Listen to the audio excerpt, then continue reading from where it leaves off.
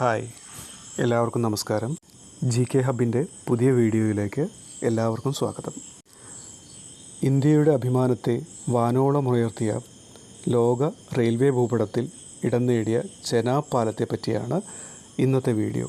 കശ്മീരിലെ ചെനാബ് നദിക്ക് കുറുകെ തലയുയർത്തി നിൽക്കുന്ന ഈ അത്ഭുത നിർമ്മിതി ഈ അടുത്താണ് പ്രധാനമന്ത്രി നരേന്ദ്രമോദി ഉദ്ഘാടനം ചെയ്തത്. ഒരുപാട് പ്രത്യേകതകളുള്ളതാണ് ഈ പാലത്തിന്.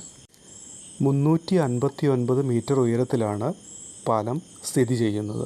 അതായത് ഫ്രാൻസിലെ ഈഫൽ ടവറിനേക്കാൾ 35 മീറ്റർ ഉയരത്തിൽ. ഏറ്റവും ഉയരം കൂടിയ റെയിൽവേ പാലം എന്ന റെക്കോർഡും ചെനാബ് പാലത്തിനാണ്. 1315 മീറ്റർ നീളമുള്ള ഈ പാലം നിർമ്മിക്കാൻ ഉപയോഗിച്ചിരിക്കുന്നത് 28,000-ലധികം ടൺ സ്റ്റീലാണ്. ഇതിൻ്റെ മറ്റൊരു പ്രത്യേകത കാലാവസ്ഥയെ അതിജീവിക്കാൻ കഴിയുന്ന കരുത്താണ്.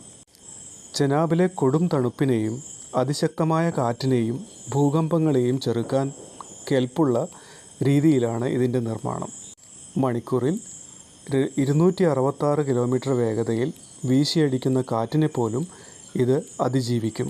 കൂടാതെ ഒരു പിയർ തകർന്നാലും പാലം പ്രവർത്തിപ്പിക്കാൻ സാധിക്കുമെന്നത് ഇതിൻ്റെ സുരക്ഷാ മികവിന് തെളിവാണ്.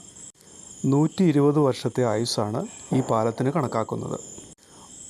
ഉധംപൂർ ശ്രീനഗർ ബാരാമുള്ള റെയിൽ ലിങ്ക് പദ്ധതിയുടെ ഭാഗമായ ചെനാബ് പാലം കശ്മീർ താഴ്വരയെ രാജ്യത്തിൻ്റെ മറ്റ് ഭാഗങ്ങളുമായി ബന്ധിപ്പിക്കാൻ സഹായിക്കും.